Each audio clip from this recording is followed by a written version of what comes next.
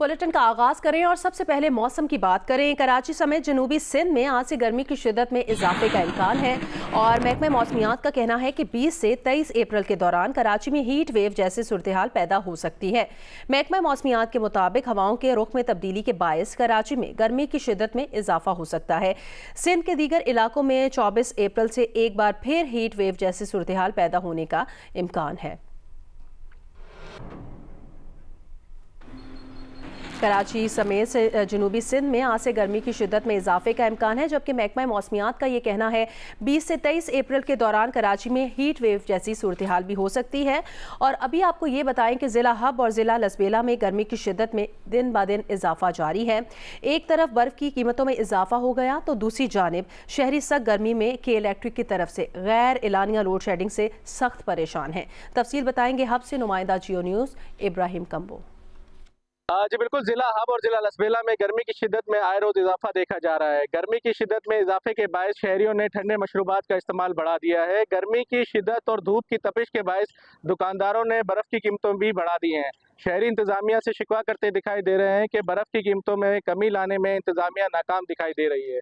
वहीं मौसम का पारा चढ़ते ही के इलेक्ट्रिक की जानिब से गैर एलानी लोड शेडिंग का सिलसिला जो है वो भी जारी है। के इलेक्ट्रिक की जानिब से ज़िला हब और ज़िला लसबेला के शहरी इलाकों में 10 से 12 घंटे, जबकि देही इलाकों में 16 से 20 घंटे की लोड शेडिंग की जा रही है। के इलेक्ट्रिक की जानिब से बिजली की गैर एलानिया लोड शेडिंग के बायस तालिब इल्मों, मरीजों, घरेलू सार्फिन, ताजिर व दुकानदारान को जो है वो शदीद मुश्किलात का सामना करना पड़ रहा है। बल्तिस्तान डिवीजन में गुज़श्ता रोज से नशेबी इलाकों में मूसलाधार बारिश और बालाई इलाकों में बर्फबारी का सिलसिला जारी है। तफसील बताएंगे निसार अब्बास। जी, बल्तिस्तान डिवीजन में गुज़श्ता 24 घंटे से मूसलाधार बारिश हो रही है और तमाम जो राब्ता सड़कें वो ब्लॉक हो चुकी हैं। शाहराह बल्तिस्तान, तिरिको और मुख्तलिफ मुकामात पर इस वक्त ट्रैफिक के लिए बंद है, जबकि शाहराह सियाचिन भी बंद है और शाहराह करगिल भी जो है ट्रैफिक के लिए ब्लॉक है। और राबिता सड़कें हैं, आपस में राबिते की जो सड़कें वो ब्लॉक हो चुकी हैं। लोग आज सुबह से घरों में महफूज है। जो बराई इलाके हैं वहाँ पे बर्फबारी का नया सिलसिला शुरू हुआ है, जिसकी वजह से मुख्तलिफ मुकामात में जो कच्चे मकानात हैं उनके गिर जाने की भी इतलात है। लोग अपने घरों में महफूज होकर रह गए हैं। ट्रैफिक मुअत्तल है, सड़कें सुनसान है और यहाँ पे इस वक्त स्कर्दू शहर के अंदर जो है सर्दी की शिद्दत में भी काफी इजाफा हुआ है। Deputy director disaster management authority Mohammad Haroon साहब, उनसे मेरी बात हुई है और उनका ये कहना है कि इस वक्त लोग गैर ज़रूरी तौर पर सफर न करें और खास तौर पर सयाहों से ये कहा गया है कि वो गैर जरूरी बिल्कुल सफर न करें। सड़कें मुकम्मल तौर पर ब्लॉक हैं और बलाई इलाकों में जाना इस वक्त इंतहाई रिस्क का काम होगा। GDMA का ये भी कहना है कि आइंदा 24 घंटों के दौरान बारिशों का यह सिलसिला जारी रहेगा। वज़ीर आज़म के मुशीर बराए सियासी उमूर राना सनाउल्लाह ने कहा कि सिर्फ एक चोलिस्तान की नहर मुतनाज़े है, बाकी 5 पर कोई एतराज़ नहीं है। एक को छोड़कर 5 नहरें तो निकलनी चाहिए, इन पर तो किसी को एतराज़ नहीं है, तो फिर केनाल प्रोजेक्ट की मुखालफत क्यों हो रही है? 6 नहरों का मामला प्रोपेगेंडा है। ग्रीन पाकिस्तान मंसूबा कौम का मुस्तकबिल है। प्रोग्राम नया पाकिस्तान में बात करते हुए राना सनाउल्लाह ने कहा, सिंध में सियासी जमातों के एहतजाज का हदफ नहरें नहीं, पीपल्स पार्टी है। पीपल्स पार्टी के बयानात से कौम को ज़्यादा परेशान होने की ज़रूरत नहीं है। क्यों समझते हैं कि पीपल्स पार्टी सिर्फ ये सियासी इशू पे बात कर रही है और वो हकीकतन नहरों के खिलाफ नहीं है? देखें शहजाद, ये आप देखें ना, ये प्रोपेगेंडे की जो है वो ये कितनी घिनौनी और बुरी शक्ल है कि ये 6 नहरें वो भाई एक नहर जो अपना चोलिस्तान को सैराब करने के लिए है, जिसकी टोटल कैपेसिटी 1 बिलियन एकड़ वाटर है, पानी है, उसके अलावा बाकी 5 जो नहरें हैं वो कहाँ से निकल रही हैं? वो ये किसी को मालूम है? ये जो प्रोपेगेंडा करते हैं कि जी 6 नहरें, वो तो इस तरह से कि जैसे 6 नहरें जो हैं वो पंजाब निकालने जा रहा है अपना सिंध से। हालांकि पंजाब में ये बात सिर्फ दुरुस्त है, मुतनाज़ा जो इस वक्त है वो तो चोलिस्तान की नहर है ना, एक एक नहर है। बाकी 5 के मुतल्लक इट मीन्स के 5 के ऊपर कोई एतराज़ नहीं है। चले अगर ये एक नहीं निकलनी चाहिए तो फिर 5 तो निकलनी चाहिए ना, उनके ऊपर तो किसी को एतराज़ नहीं है। तो फिर ये कैनाल जो प्रोजेक्ट है इसकी मुखालफत पे क्यों हो रही है? यानी मामला ये है कि ये सिर्फ एक प्रोपेगेंडा है आप मुझे बताएं कि जो थर को सैराब करने के लिए नहरें निकलेंगी तो क्या वो पंजाब से निकलेंगी? उनका पानी जो है वो पंजाब चोरी करके जो है वो ले जाएगा। मामला ये है कि मिलियंस ऑफ एकड़ अराज़ी जो है वो इस वक्त बंजर पड़ी है। तो ये जो ग्रीन पाकिस्तान इनिशिएटिव है ये पाकिस्तान का मुस्तकबिल है। वफाकी वज़ीर इत्तलात अताउल्लाह तारड़ ने कहा कि पीपल्स पार्टी के साथ मामलात को अफ़हाम व तफ़हीम से हल करना चाहते हैं। आइन और कानून के मुताबिक किसी सूबे का पानी किसी दूसरे को नहीं जा सकता। इत्तेहादियों के तहफ़्फ़ुज़ात दूर करना हमारे फ़राइज़ में शामिल है। पानी की तकसीम इंतज़ामी मामला है, इस पर सियासत नहीं होनी चाहिए। सिंध के वज़ीर इत्तलात शर्जील इनाम मेमन के बयान का खैर मकदम करते हैं। PTI की सियासत तकसीम का शिकार हो चुकी है। PTI लीडर एक दूसरे के खिलाफ बयानात दे रहे हैं। आज भी तहरीक इंसाफ इदारों के खिलाफ प्रोपेगेंडा कर रही है। उन्होंने कहा PTI को मुल्क में अमन व अमान और तरक्की हजम नहीं हो रही। तो अफ़हाम तफ़हीम के साथ और बहुत मैं समझता हूँ कि मामला फहमी के साथ इस मामले को हल करना है। मुल्क के अंदर एक 1991 का वाटर रिकॉर्ड भी मौजूद है, 1992 का इरसा एक्ट भी मौजूद है, इरसा भी मौजूद है, आइन और कानून भी मौजूद है। और शर्जील इनाम मेमन साहब ने आज जब मीडिया से बात की तो मैं उनकी स्टेटमेंट को भी वेलकम करता हूँ, इंफॉर्मेशन मिनिस्टर है सिंध के, और उन्होंने भी ये कहा कि अफ़हाम तफ़हीम से मामला हल होने चाहिए। उनकी पार्टी की भी यही डायरेक्शन है। और देखिए, आइन और कानून के मुताबिक और इरसा एक्ट के मुताबिक किसी सूबे का पानी किसी दूसरे सूबे को नहीं जा सकता। मुनसिफाना तकसीम का एक निज़ाम मौजूद है और हमारी लीडरशिप समझती है कि मामलात को बातचीत के ज़रिए और जो भी तहफ़्फ़ुज़ात हमारे इत्तेहादियों के हैं उनको दूर करना ही हमारे फ़राइज़ में शामिल है। और इसको इंशाअल्लाह ताला अच्छे तरीके से रिज़ॉल्व किया जाएगा और अच्छे तरीके से इसको आगे लेके चलेंगे। इस पर सियासत नहीं होनी चाहिए कि ये जो सियासत PTI कर रही है आपस में धड़ों में तकसीम है। इन्होंने कौम को तकसीम किया, लोगों के जहनों को ज़हर आलूद किया। आज वही फसल खुद काट रहे हैं कि पूरी पार्टी 12 ग्रुपों में बटी हुई है और अभी भी अब ये कोशिश करते हैं मुल्क दुश्मनी। आज भी इनके अकाउंटों से मुल्क के ख़िलाफ़ जो है वो प्रोपेगेंडा चलाया जाता है। इनके यूट्यूबर वीलॉगर बाहर बैठे हैं। अमरीका और ईरान ने न्यूक्लियर डील से मुतालिक मुस्तकबिल में मुआहिदा करने के उसूलों पर इत्तफाक कर लिया है। इस बात का ऐलान दोनों ममालिक के दरमियान रोम में मुज़ाकरात के दूसरे दौर के बाद किया गया। ईरानी वज़ीर ख़ारजा अब्बास इराक़ची ने कहा कि इस बार हम मुस्तकबिल में मुआहिदे से मुतालिक कई उसूलों और मकासद पर मुत्तफ़िक हो गए हैं।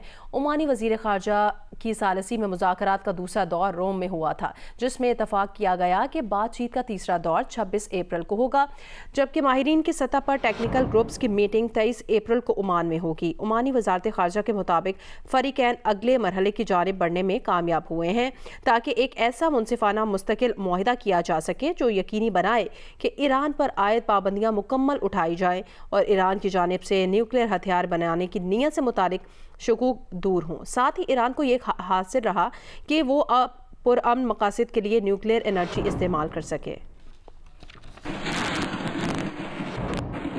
पाकिस्तान समेत दुनिया भर में ख़वातीन मर्दों के मुकाबले में लंबी उम्र पाती हैं। आलमी सतह पर मर्दों की मुतवक्की उम्र अगर 71 साल है तो ख़वातीन 76 बरस तक जीती हैं, यानी मर्दों से औसतन 5.3 साल ज़्यादा जिंदा रहती हैं। तफसील रिपोर्ट में देखिए। अक़वाम मुत्तहिदा और दीगर ज़राए से जमा आदादो शुमार के मुताबिक दुनिया भर में पैदाइश के बाद मजमूई लाइफ एक्सपेक्टेंसी 73.5 साल है, जबकि पाकिस्तान में मजमूई उम्र तकरीबन 68 साल रिकॉर्ड की गई है। यानी आलमी औसत के मुकाबले में पाकिस्तानी 5.5 साल कम जिंदा रहते हैं। मगर जब बात खवातीन की होती है तो आलमी सतह पर खवातीन मर्दों से औसतन 5.3 साल ज्यादा जिंदा रहती हैं और ये रुझान पाकिस्तान में भी है। पाकिस्तान में मर्दों की मौजूदा मुतवक्की उम्र 65.58 साल, जबकि खवातीन की उम्र 70.47 साल है। यानी पाकिस्तान में खवातीन मर्दों के मुकाबले में तकरीबन 5 साल ज्यादा जीती हैं। दिलचस्प बात यह है कि हालांकि पाकिस्तान में खवातीन की मुतवक्की उम्र भारत और बांग्लादेश दोनों से कम है। बांग्लादेश में खवातीन की उम्र तकरीबन 77 बरस जबकि भारत में 71 साल है, लेकिन मर्दों की उम्र से मवाजने में पाकिस्तानी खवातीन भारतीय खवातीन से 1.71 साल और बांग्लादेशी खवातीन से 1.5 साल ज्यादा जीती हैं। माहिरीन के मुताबिक पाकिस्तानियों की मजमूई मुतवक्की उम्र कम होने की चंद वजूहात को देखा जाए तो सेहत के बुनियादी ढांचे की कमी, बेरोजगारी, काम की जगह पर हिफाजती इक़दामात का फुकदान, सियासी माशरती सूरत हाल के बाइस जहनी दबाव तवील उम्री की राह में रुकावट डालती है। मुनासिब इक़दामात और आगाही मुहिम से न सिर्फ मुतवक्की उम्र बढ़ा सकते हैं बल्कि जिंदगी के मेयार को भी बेहतर बना सकते हैं।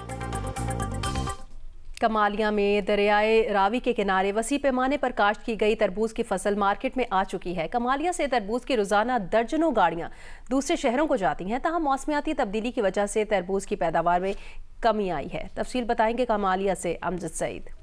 कमालिया में दरियाए रावी किनारे तरबूज की फसल वसी पैमाने पर काश्त की जाती है। महकमा ज़राअत के ज़राए के मुताबिक 10,000 से ज़ायद रकबा पर इस फसल को काश्त किया गया है। ये फसल तैयार होकर मार्केट में आ चुकी है। कमालिया से रोज़ाना तकरीबन 100 के करीब गाड़ियाँ तरबूज से लोड होकर पाकिस्तान की मुख्तलिफ मंडियों लाहौर, फैसलाबाद, मुल्तान, साहिवाल समेत दीगर इलाकों में फ़रोख्त के लिए जाती है।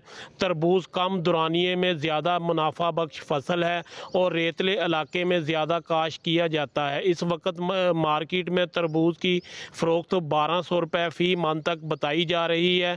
ताहम मौसमियाती तब्दीली की वजह से इसकी पैदावार में भी कमी हुई है। इस बारे में कुछ हमारी शहरियों से बात हुई तो उनका कहना था कि गर्मियों के मौसम में ये एक सस्ता फल है जिसको हम अपनी पूरी फैमिली के लिए ख़रीद कर ले जाते हैं, जिससे हम गर्मी की शिद्दत को कम करने की कोशिश भी करते हैं। जी, मुल्तान में बढ़ते दर्जा हरारत के पेश नज़र बड़ी तादाद में लोग शरबत पॉइंट्स का रुख कर रहे हैं। अवाम शरबत संदल, इमली, आलू बुखारे का शरबत, बादामों वाली सरदाई और दीगर शरबतों के जरिए गर्मी का मुकाबला कर रहे हैं। तफसील बताएंगी सोलेहा मलिक। जी, मुल्तान में भी रोज़ाना की बुनियाद पे जो दर्जा हरारत है उसमें इजाफा होता जा रहा है और महकमा मौसमियात के मुताबिक अगले कुछ रोज़ में जो दर्जा हरारत है वो 3 से 4 डिग्री जो है वो बढ़ जाएगा।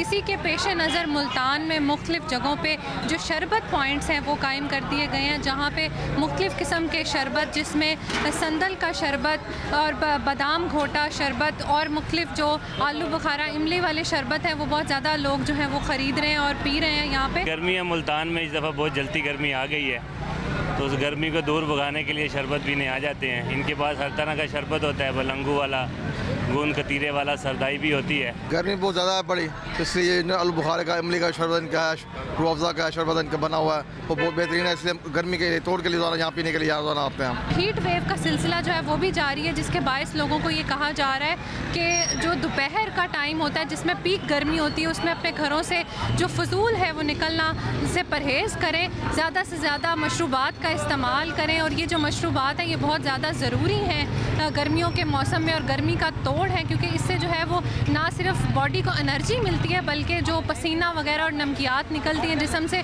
उसके ऊपर भी ये जो है वो कंट्रोल करता है। तो यहाँ पे गर्मी में भी शाम में भी जो लोगों की बड़ी तादाद जो है वो मशरूबात के पॉइंट्स जो बने हुए हैं वहाँ पे आते हैं और शरबतों को इंजॉय करते हैं और ये गर्मी की ही एक सौगात है। हाफिजाबाद में चंद साल पहले शहरियों को साफ पानी फराहम करने की गर्ज से करोड़ों रुपए की लागत से मुख्तलिफ मकामात पर जो वाटर फिल्ट्रेशन प्लांट्स नस्ब किए गए थे उनमें अक्सर गैर फाल पड़े हैं। इसकी वजह से शहरियों को साफ पानी के हुसूल में शदीद परेशानी का सामना है। तफसील बताएंगे जियो न्यूज़ के नुमाइंदे सैयद मोहम्मद ज़मीर। जी, हाफिजाबाद में चंद साल कबल शहरियों को साफ पानी फराहम करने की गर्ज से करोड़ों रुपए की लागत से मुख्तलिफ मकामात पर वाटर फिल्ट्रेशन प्लांट्स नस्ब किए गए थे, लेकिन इस वक्त इन वाटर फिल्ट्रेशन प्लांट्स में से चंद एक के अलावा बाकी तमाम अपनी हिफाजत खो चुके हैं। एक तो इन प्लांट्स के पाइप्स और टूटियाँ जंग आलूद दिखाई देती हैं और दूसरा यहाँ पर सफाई सुथराई और फिल्टर की तब्दीली का सिरे से कोई मकबूल इंतज़ाम नहीं है, जिसकी वजह से शहरियों ने यहाँ से पानी अपने घरों में ले जाना छोड़ दिया है और अब इन वाटर फिल्ट्रेशन प्लांट से ज़्यादातर गधों, भैंसों और जानवरों को नहलाने का काम लिया जा रहा है। दूसरा जो इक्का दुक्का प्लांट चल रहे हैं उनके फिल्टर बर वक्त तब्दील ना किए जाने से पानी गदला और बदबूदार दिखाई देता है, जिससे शहरी मुख्तलिफ अमराज में भी मुबतला हो रहे हैं। इस सूरत हाल में लोग अब शहर से 3-3, 4-4 किलोमीटर बाहर जाकर नहरों के किनारे लगे हैंड पंप से पानी लाकर इस्तेमाल कर रहे हैं। गुजरावाला की गल्ला मंडी में गंदम कटाई के बाद फरोख्त होने के लिए पहुंचना शुरू हो गई है। गल्ला मंडी में गंदम कितने रुपए मन फरोख्त की जा रही है और काश्तकारों को किन मसाइल का सामना है, बताएंगे उस्मान खलील। गुजरावाला की गल्ला मंडी में भी गंदम कटाई के बाद फरोख्त होने के लिए गल्ला मंडी पहुंच चुकी है। अगर बात की जाए तो यहाँ पर गंदम तो वाफिर मिकदार में मौजूद है, लेकिन खरीदार बहुत कम दिखाई दे रहे हैं। अगर गंदम के फी मन रेट की बात की जाए तो इस साल पिछले साल की निस्बत 1000 रुपये फी मन जो है रेट कम पर जो है गंदम फरोख्त हो रही है। अगर 8% मॉइस्चराइजर वाली जो गंदम है वो यहाँ पर जो है 2500 से 2600 रुपये फी मन में फरोख्त हो रही है। इसी तरह जो 10% मॉइस्चराइजर वाली जो गंदम है वो 2400 से 2500 रुपये फी मन पे जो है फरोख्त हो रही है। गंदम की कम कीमत की वजह से काश्तकार भी काफ़ी परेशानी में मुब्तला है और बहुत से खरीदार अभी ऐसे हैं जो इस रेट पर भी जो है गंदम की खरीदारी करने से डर रहे हैं। उनका खदशा है कि गंदम का रेट और मजीद कम ना हो जाए। जी, पाकिस्तान क्रिकेट बोर्ड के चेयरमैन मोहसिन नकवी का कहना है Pakistan women cricket team world cup खेलने भारत नहीं जाएगी। इस बात का मुआहदा पहले ही हो चुका है। मेज़बान होने के नाते न्यूट्रल वेन्यू का फैसला भारत को करना है। भारत के सिवा किसी भी जगह खेलने को तैयार हैं। इन ख्यालात का इजहार उन्होंने लाहौर में LCCA ग्राउंड पर मीडिया से बात करते हुए किया। ये तो अब इंडिया डिसाइड करेगा कि कहाँ पे, क्योंकि होस्ट वो हैं तो वो लोग डिसाइड करेंगे कि कहाँ पे खिलाना है। लेकिन जहाँ पे भी होगा हमारी टीम तैयार है खेलने के लिए, लेकिन इंडिया नहीं जाएगी। सर, इसका मतलब विमेन टीम ने इनको मुश्किल में थोड़ा सा डाल दिया? नहीं, अब एग्रीमेंट है तो अब एग्रीमेंट तो ये चलेगा। ये कोई भी दिन एकदम रिजल्ट नहीं देता। छोटी चेंजेस होती रही और उसके बाद एक ट्रैक पे चढ़ गए। इसी तरह इंशाल्लाह ताला आपको बाकी टीमों में भी हमारी जो है, चाहे वो अंडर 19 है, चाहे वो शाहीन है, चाहे वो हमारी नेशनल टीम है, इंशाल्लाह ताला छोटी चेंजेस के बाद आपको रिजल्ट अच्छा आना शुरू होगा। पाकिस्तान सुपर लीग 10 में पेशावर ज़ल्मी को 2 मैचों में नाकामी के बाद पहली फतह मिल गई है। रावलपिंडी में खेले गए मैच में मुल्तान सुल्तान्स को 120 रन से हरा दिया। मैच में पेशावर ज़ल्मी ने 7 विकेटों पर 227 रन स्कोर किए। हदफ के ताकुब में मुल्तान सुल्तान्स की टीम 107 रन पर आउट हो गई। रावलपिंडी में खेले गए मैच में पेशावर ज़ल्मी ने पहले बैटिंग की। उनके दोनों ओपनर साइम अयूब और बाबर आजम 2-2 रन बनाकर 5 के मजमूई स्कोर पर आउट हो गए, जिसके बाद टॉम कोलर कैडमोर ने 52 और मोहम्मद हारिस ने 45 रन की इनिंग्स खेली। हुसैन तलत ने 37 रन बनाए। मिचेल ओवन ने 15 गेंदों पर 34 रन स्कोर किए। इनिंग्स के आखिरी लम्हात में अब्दुल समद ने 14 गेंदों पर 40 रन बनाकर टीम का स्कोर 227 रन तक पहुँचाया। डेविड विली, माइकल ब्रेसवेल और उबैद शाह ने 2 खिलाड़ियों को आउट किया। जवाब में मुल्तान सुल्तान्स की बैटिंग लाइन फेल हो गई। उस्मान खान 44 और कप्तान मोहम्मद रिजवान 20 रन के साथ नुमाया रहे। मुल्तान सुल्तान्स की टीम 16वें ओवर में 107 रन पर पवेलियन पहुंच गई।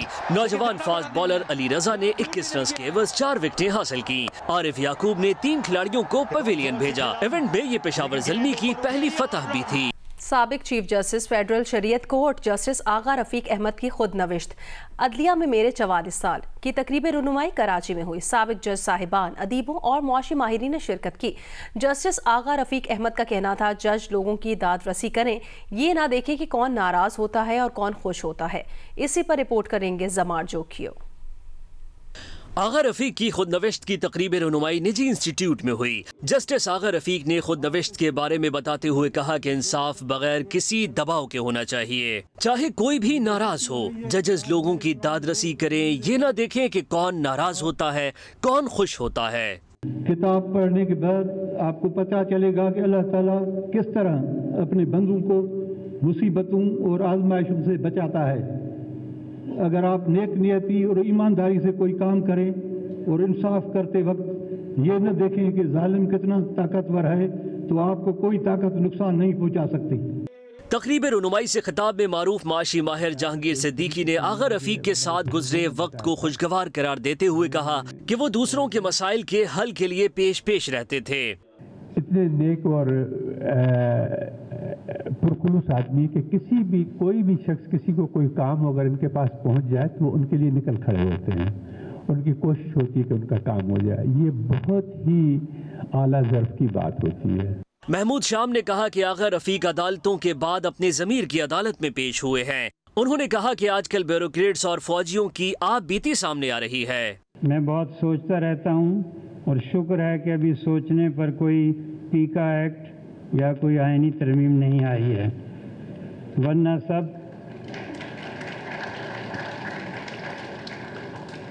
सब सोज़ो साज़े रूमी भूल जाते। मैं सोचता हूँ कि जब हमारे चीफ इलेक्शन कमिश्नर की खुद नविश्त आएगी या चीफ जस्टिस काजी फायज़ ईसा की आएगी, तो कैसे कैसे ब्लैक होल हमारी तरफ बढ़ रहे होंगे। चीफ जस्टिस फेडरल शरीयत कोर्ट इकबाल हमीदुर रहमान ने कहा कि आगा रफीक की किताब इंसाफ फराहम करने वालों के लिए रहनुमाई फराहम करती है। In 44 years of Agha Sahab's career, he had an opportunity of serving in various capacities, not only in judiciary but also in government and other institutions. His book will be a valuable addition which also provides guidance to us. तकरीब से साबिक निगरान वज़ीर आज़म मोहम्मद मियां सुमरो, साबिक वज़ीर आला गौस अली शाह, साबिक वज़ीर दाखिला मुइनुद्दीन हैदर, साबिक सफ़ीर Abdullah Hussain Haroon, Munir Malik, advocate Supreme Court Ghulam Hussain Shah, Agha Siraj और दीगर ने भी खिताब किया। कैमरामैन शाहिद इस्माइल के साथ जमार जोखियो, जियो न्यूज़, कराची। वज़ीर आज़म मियां मोहम्मद शहबाज शरीफ ने ईस्टर के मौके पर पाकिस्तान और दुनिया भर में मसीही बरादरी को मुबारकबाद दी है।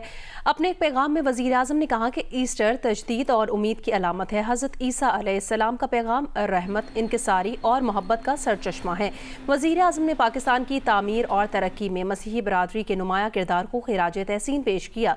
कहा, मसीही बरादरी की मेहनत, दयानत और खिदमत हमारे लिए काबिल फ़ख्र सरमाया है। यकीन है मसीही बरादरी पुरअमन खुशहाल पाकिस्तान की तश्कील में अपना किरदार जारी रखेगी।